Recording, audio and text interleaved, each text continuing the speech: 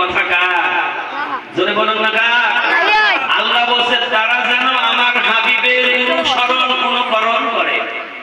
আল্লাহ তাআলা বলেন ও হাবিব তারা যদি তোমার অনুসরণ অনুকরণ করে তোমার ইত্তেবা করে আমি আল্লাহ তাআলা পরিষ্কার করে ওয়াদা দিয়ে দিলাম ইয়াগফিরু লাকুম যুনুবাকুম আমি আল্লাহ তাআলা সর্বপ্রথম তাদের তামাম জিন্দেগীর গুনাহগুলো মাফ করে দেব।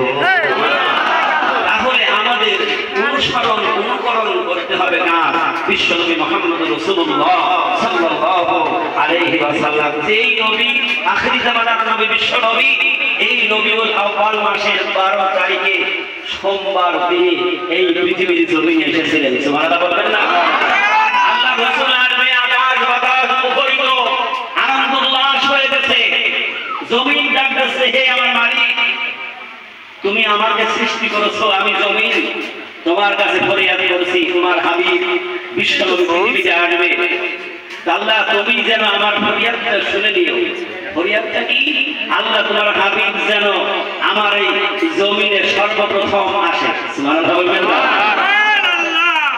আসমান জমিন কুল কায়নাত পাহাড় পর্বত সবাই ফরিয়াদ করছে, রাত ফরিয়াদ করছে, মালিক তুমি আমাকে রাত বানিয়েছো, যেই রাত তোমার বান্দাদের জন্য এমন একটা সুন্দর ব্যবস্থা করে দিয়েছো।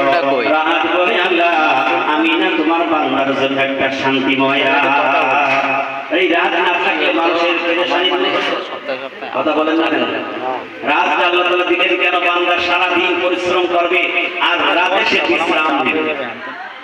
আল্লাহ তাআলা বলেন আমি রাতটাকে তোমার জন্য বিশ্রামের জন্য তৈরি করে দিয়েছি। আবার এই রাতটাকে আমি এমন বিষয় আমি আল্লাহ তাআলা নাযিল করে দিয়েছি, এই রাতের মধ্যে যদি কোনো আমার বান্দা যদি ঘুম থেকে উঠে গভীর রাতে যদি আমি মালিকের জন্য একবার ডাক দেয়, আল্লাহ বলে আমি সাথে সাথে আমার ওই বান্দার ডাকে সাড়া দেই। শুধু আমি আল্লাহ তাআলা সাড়া দিই না, আমার বান্দা গভীর রাতে যখন চোখের পানিটা ছেড়ে দেয়, ওই চোখের পানি নাকের নরম জায়গায় পৌঁছাবার আগে আমি আল্লাহ রাব্বুল আলামিন আমার বান্দার জিম্মাদারি হয়ে তার জিন্দেগীর সকল গুনাহগুলি মাফ করে দেয়।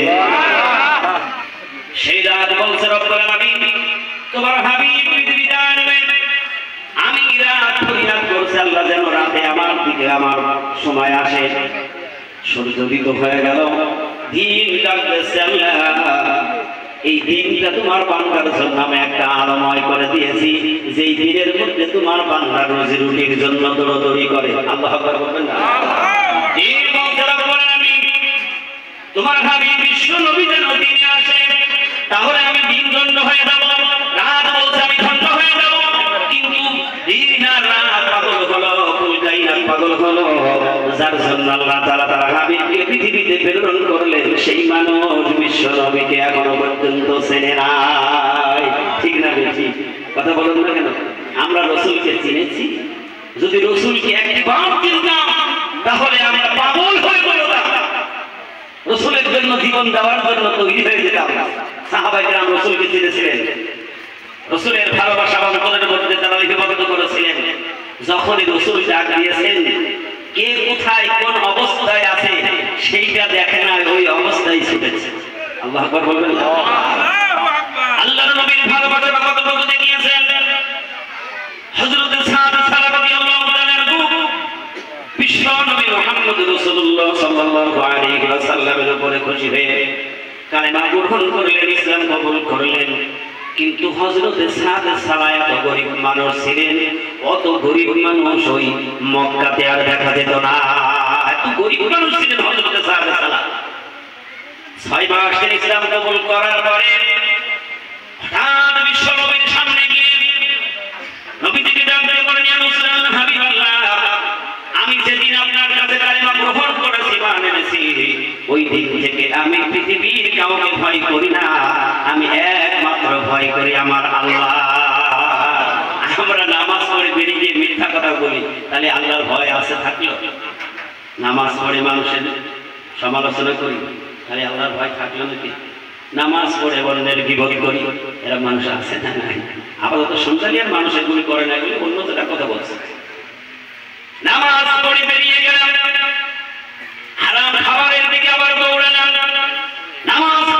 রসুলের কাবার রেখে দিলাম, তাহলে আল্লাহর ভয় কি আমাদের অন্তরে আছে নাকি? হযরত সাদ সালাম বলেন, ইয়া রাসূলুল্লাহ হাবিবাল্লাহ, আমি আপনার কাছে ইসলাম কবুল করেছি, কিন্তু সবগুলি মানি একটা জিনিস আমি এখনো মানতে পারি নাই। ভালোবাসাটা কি তারে বলে? আল্লাহ বলছে আমার রসুলের অনুসরণ অনুকরণ করো, রসুলকে ভালোবাসো, তাহলে আমি আল্লাহর ভালোবাসাটা পেয়ে যাব। আর রসুলকে ভালোবাসতে না পারলে আল্লাহর ভালোবাসা পাওয়া যাবে না। হযরত সাদ সালাকে রাসূল জিজ্ঞেস করলেন, সাদ রে, কি জিনিসটা তুমি মানতে পারোনি? হযরত সাদ রাদিয়াল্লাহু তাআলা আনহু বলেন, ইয়া রাসূলুল্লাহ হাবিবাল্লাহ, আমারও তো একটা সুন্নাত আছে বিয়ে করা, কিন্তু আমার মন চাইছে আমি যদি এই সুন্নতটা পালন না করি, তা না হলে হয়তো কি জাহান্নামী হয়ে যায় নাকি। রাসূল বলে, করে নাও। হযরত সাদ সালাম বলেন, ইয়া রাসূলুল্লাহ হাবিবাল্লাহ, 6টা মাস আমি ঘুরেছি, 6টা মাস ঘুরেছি, এই মক্কা মদিনার কেউ আমার সাথে মেয়ে দিতে চাই না। রাসূল বলেন, কেন রে?